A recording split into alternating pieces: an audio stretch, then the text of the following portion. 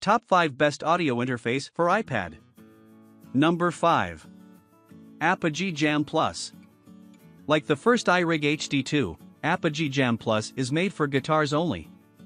It has a similar set of features and offers the same max bit depths and sampling rates as iRig HD2, but delivers slightly better performance with less noise.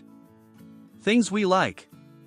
Apogee Jam Plus comes with a mic stand adapter, download or install instructions for the Bias FX Jam software, lightning cable, USB-C cable, and a USB-A cable. Regardless of the iPad generation, you have everything you need to start recording immediately. You don't need adapters or powered USB hubs. The unit is tiny and looks like some sort of an MP3 player. There's a guitar input on the bottom panel and a headphone out and USB port on the top. The front panel houses 3 LED indicator lights, 1 button for the headphone output blend control, and a single dial that doubles as the override or clean mode button. Apogee Jam Plus is compatible with all the popular recording apps for iOS. That button and dial on the control panel enable you to select one of the available modes. By pressing the button, you will engage the output blend mode, which allows you to blend the input and output signals and monitor with 0 latency. By pressing the gain dial, you can engage the overdrive or clean mode. The overdrive mode simulates the amp and pedal. The clean mode gives you the purest possible signal and noiseless tone. Apogee Jam Plus supports 24-bit 96 kHz conversion and works flawlessly with iPads, Macs, and PCs, things we don't like. It takes some time to get used to and remember the meaning of different LED indications, so make sure to keep the user manual nearby. Coming in number 4. Audient EVO 4. EVO 4 is another compact and portable audio interface. It's perfect for home recording and podcasting. It has intuitive controls and it is very user-friendly. EVO 4 is one of the rare compact interfaces with 2 XLR mic inputs, and it's the most hassle-free solution for the latest iPad Pro. Things we like. EVO 4 comes in a compact packaging. The box also contains a USB-A to USB-C cable and a software bundle. Most of the software tools are designed for macOS and Windows, but there's also the Cubasicily 3 app for iOS devices. If you're connecting the unit to an iPad, you can also use other popular recording apps. EVO 4 has a very intuitive interface. On the front, there's a guitar input and headphone out. On the back, there are 2 combo XLR 6.35mm inputs, monitor outputs, and a USB-C connection port. All the controls are on the top. Each button has a simple icon indicating what that button controls. Right in the center, there's a large dial with a circular LED indicator. This dial controls the gain for each channel. It also controls the headphone or monitor volume. On the left end, you have 2 buttons for channels 1 and 2, the phantom power button and the mic button. On the right end, you have the output volume button and the mixer button. The purpose of the first one is pretty obvious. Press it to switch between headphones and monitors, and then use the large dial in the center to adjust the volume. The mixer button is used to mix the input and output signals. The included EVO control app looks exactly the same as the control panel on the EVO 4 and offers the same functionality. EVO 4 works flawlessly with the latest iPad Pro. If you have an older iPad with a lightning connection, you will need an adapter cable and a powered USB hub. Things we don't like. The connection port on EVO 4 has a USB-C geometry but doesn't use USB 3.0 or 3.1 protocol. Instead, it uses less capable and slower USB 2.0 protocol. Coming in number 3. Focusrite iTrack Solo. Focusrite's latest Scarlett line is one of the most popular budget-friendly audio interfaces, but those interfaces are not designed for iPads. They will work with iPads, but they are not the perfect choice for that purpose. Luckily, Focusrite makes interfaces that are designed for iPads and can be directly connected to an iPad. iTrack Solo is that kind of a device. If you need an interface to record both your voice and your guitar at the same time, and you need something affordable, Focusrite iTrack Solo is a great choice. Things we like. iTrack Solo comes with a device link cable and a standard USB-A to USB Type-B cable.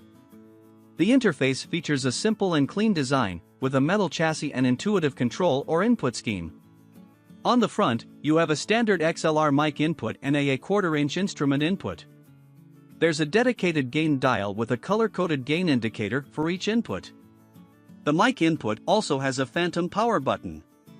On the right end of the front panel, there's a large volume dial and LED power indicator, 35mm headphone output, and a button for direct monitoring with zero latency. On the back, you have a pair of monitor outputs, a device link connection, and a USB Type-B connection. iTrack Solo delivers flawless performance with all kinds of devices and operating systems. To record audio on your iPad, it's recommended to use the GarageBand app, but it should work with all the popular recording apps for iOS. Things we don't like. An adapter cable is required if you have the latest iPad Pro with a USB-C connection. Also, you can't use the device link port to connect the latest iPad Pro, you have to use the USB Type-B connection. The good news is that you don't need a powered USB hub, the new iPad Pro can supply enough power to the iTrack Solo.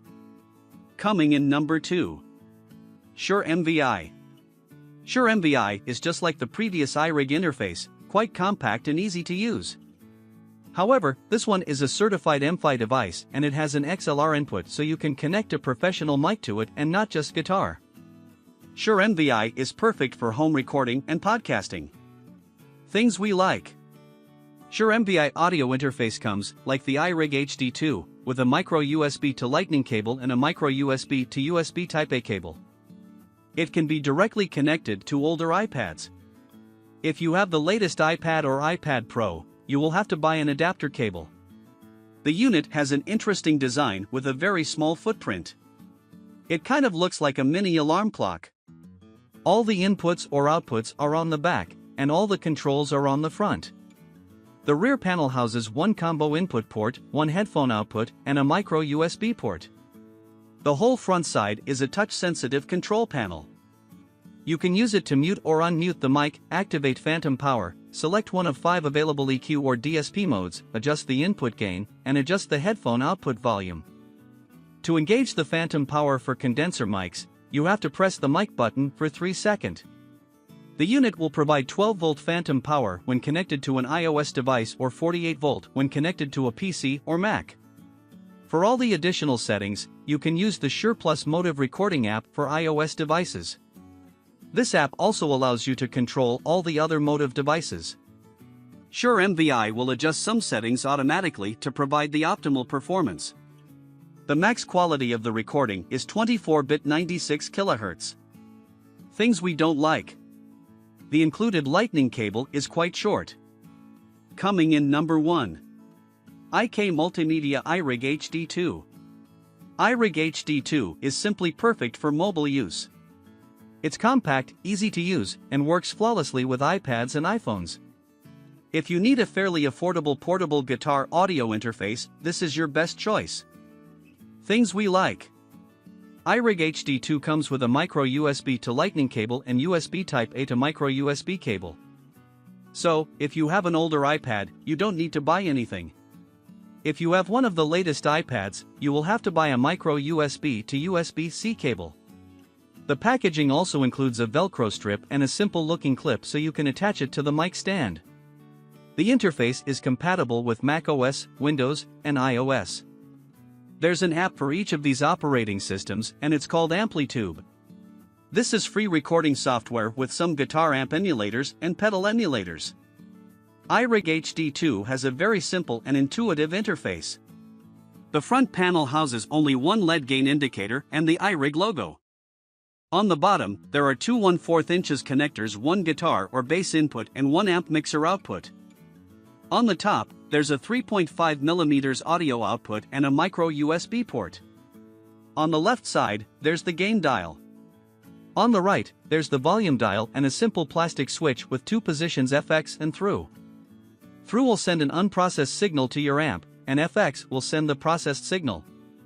The max supported conversion bit depth and sampling rate is 24-bit 96 kHz. Things we don't like. iRig HD2 doesn't work great with Windows devices. It delivers much more reliable performance when connected to macOS and iOS devices.